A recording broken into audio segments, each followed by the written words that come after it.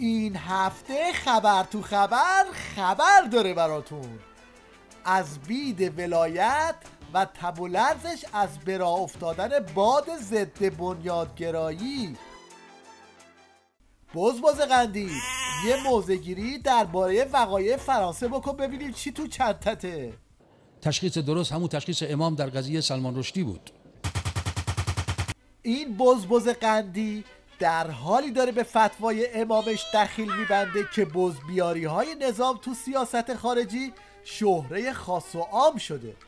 ببینید این تئوریسین دلواپسان چطوری داره با خوندن خاطرات کلینتون زیر دل بسیجی ها رو خالی میکنه. هیچ وقت ما نداشتیم در طول 35 سال مواردی که کسانی کوتاه آمدن و اونا به ما باجی داده باشند. من فقط یکی دو تا پاراگراف از کتابی که هیلاری کلینتون وزیر خارجه قبلی امریکا که نامزد انتخابات ریاست جمهوری بود کتاب خاطراتشو نوشته به نام انتخاب‌های سخت. میگه در 1997 که فلانی آمد رئیس جمهور شد، اسم میبره، حالا من نمیخوام اسم ببرم ولی برای که دقیق عرض بکنم میگه وقتی که سال 76 دوم خرداد و اینا، سال 1997 فلانی آمد، احساس کردیم میخوان به ما نزدیک بشن اینا و دارن هی چراغ میدن. میگه اینا چراغ سبز دادن، تو افغانستان هم با ما همکاری کردن. در عین حال میگه رئیس جمهور آمریکا اونجا بود که اعلام کرد ایران محور شرایط. معلوم شد باید تحریم رو شدیدتر کنیم، اثر میکند در بعضی افراد، در ذهن بعضی از مقامات اثر میکند، چون دیدیم طرف ایرانی لحن خود را تغییر داد. حالا برای اینکه معنی این تغییر لحن خوب روشن بشه به حرفای این کارشناس درمونده اقتصادی گوش کنید که به زبون ساده راه حل مقابله با غرب رو لو میده. ما رو تحریم کردن، نذاشتم ما نفت بفروشیم. حالا یواش یواش رسیده به جایی که قیمت نفت رو دارم میارم پایین. خدمتتون گفتم. حالا سوال اینه، یکی این که ما بریم بگیم شما چی میخوایم ما بهتون میدیم، بذارید ما نفت بفروشیم قیمت هم ببرید بالا. یکیش اینه، بعضی میگن دیگه چیکار کنیم؟ دستونو ببوسیم، پاتونو ببوسیم، چیکار کنیم؟ از ما نفت بخریم، قیمتشون هم نذاریم پایین بره. حالا برای اینکه روشن بشه این دیپلماسی التماسی فقط تو حرف نیست، من جواد زخیم وارد عمل شد و با یک قدم زدن ذلیلانه، اونم با وزیر خارجه شیطان بزرگ، داد دلواپسان نظام رو در آورد. وزیران خارجه ایران و آمریکا در حاشیه نشست ژنو چند دقیقه هم در حال قدم زدن در خیابان‌های این شهر به گفتگو پرداختند. وزیر خارجه دولت اعتدال میره تو ژنو قدم میزنه، بعد تیوی ریش حکومتی قضیه رو اینجوری انعکاس میده.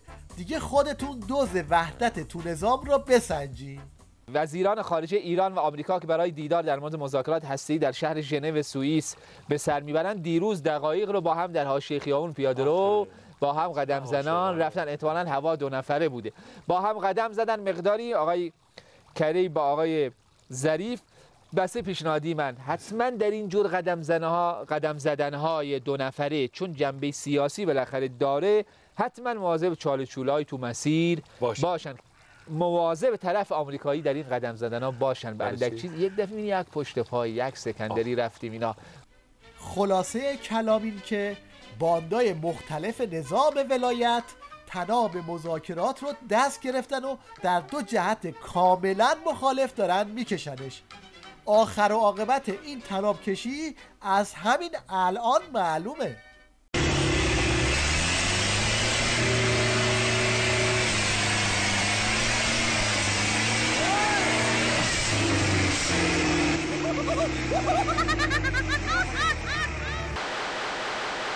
خب تیوی ریش این هفته رو از کجا شروع کنیم؟ از همین خنگی خودمون شروع کنیم. پس بسیار خوب، از همین جایی که گفت شروع میکنیم. خب دوشنبه شد و عذرخواهی میکنم امروز پنجشنبه است. بله امروز پنجشنبه است و شما دارید از تلویزیون دشمنای نظام پخش میشید. درست در شرایطی که حال علیگدا حسابی وخیم شده و در حال تمرین غزل خداحافظیه، به ناگهان تیوی ریش قرص حال خوش قورت داده و تو هر شبکه و هر برنامه‌ای دنبال خوب کردن حال بیننده هاشه. قرار برامون عکس بفرستید از حال خوش خودتون، اون لحظه‌ای که حالتون خوبه. حاج آقا چجوری آدم احوالش، وقتش، اوقاتش خوش میشه، حال آدم چجوری خوب میشه؟ یه بلیت میخواستم از یه فیلمی که یه ذره حالمو خوب کنه، همین. اگر که دوست دارید 1 ساعت و نیم 2 ساعت بخندین و شاد باشین و بعد حالتون خوب باشه، وقتی که فیلم رو دیدم خودم حالم خوب بود و خندیدم. حالش هم خیلی خوشه، چه بساطیش. دکور خیلی خوب هست، حال آدم خوب میشه. اگه بخوایم بدونی که چرا همه تو تیوی ریش دنبال حال خوب میگردن، باید یه نگاه اقتصادمدارانه به وضعیت ملت بکنید. اون وقت میفهمید که چرا این بچنگ رو آوردن تا به کارگرایی که میخوان حال عظما رو بگیرن این توصیه ولایت مدارانه رو میکنه. مثلا من کارگر چی کار کنم که کیفیت اون بالا بره؟ خب درست مزدم کمه، کارفرمام هم گاهی با درشتی با من رفتار میکنه، بیمم نیستم، آره، ولی در این شرایط اگر به این مسائل فکر کنم کار خرابتر میشه. چرا؟ کیفیت کار من پایین میاد، خب هموطنام نمیخرن. اما این یارو خبر نداره که حال عظما با این حرفا خوب نمیشه. بدبختی ولی فقیه اینه که زیر پاش لق شده و دیگه مجالی برای قر و قمیشا نداره.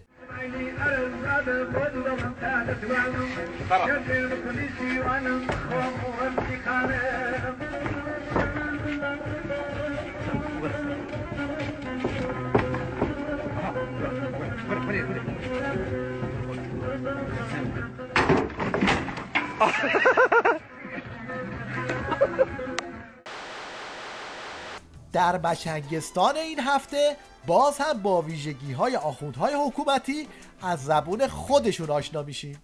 دروغ میگیم، قشه در معامله میکنیم، قاطی میکنیم، کلاه میگذاریم، سر همه کلاه میگذاریم، سر خودمونم کلاه میگذاریم، بعد یه تابلو اسلامی قشنگم دم در مغازه میزنیم که همه فکر کنن من عابد و زاهد و مسلمان. بله، از اونجایی که دکون دین فروشی آخوندا کساد شده، این آخوند ورشکسته برای جلب مشتری به التماس افتاده. فقط مونده داد بزنه بگه جون مادرتون بیاین آخوند چی؟ دعا کنید خداوند فرزندانی به من عنایت کند، اولادن فقها، فرزندانی که فقیه باشن. ما چقدر دغدغه دین و تبلیغ دین داریم. عزیز من، اگر 3 تا 4 تا فرزنده دنبال کسب و کارن، دنبال مشاغل دیگه هستن، یه فرزندمون رو از خدا بخوایم. باید به امام زمان نامه بنویسیم که یه فرزندمون هم مبلغ دین باشه، مروج دین باشه. باید التماس کنیم. حالا بعضیا سختشونه. بله، این نشون میده که آخوندا تو جاده دین فروشی دیگه به ته خط رسیدن.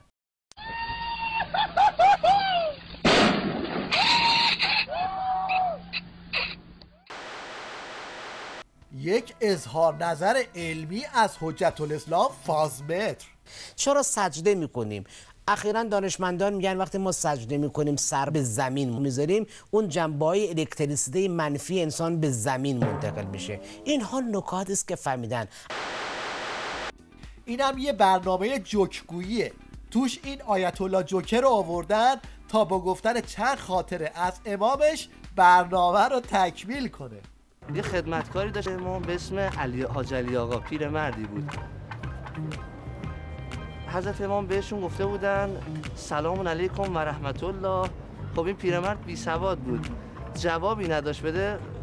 عرض کرده بودن که سمع الله لمن حمیده. حاج احمد آقا میفرمایند که من تا حالا ندیده بودم امام اینطور بخنده، طوری میخندید که شونه‌هاش تکون میخورد.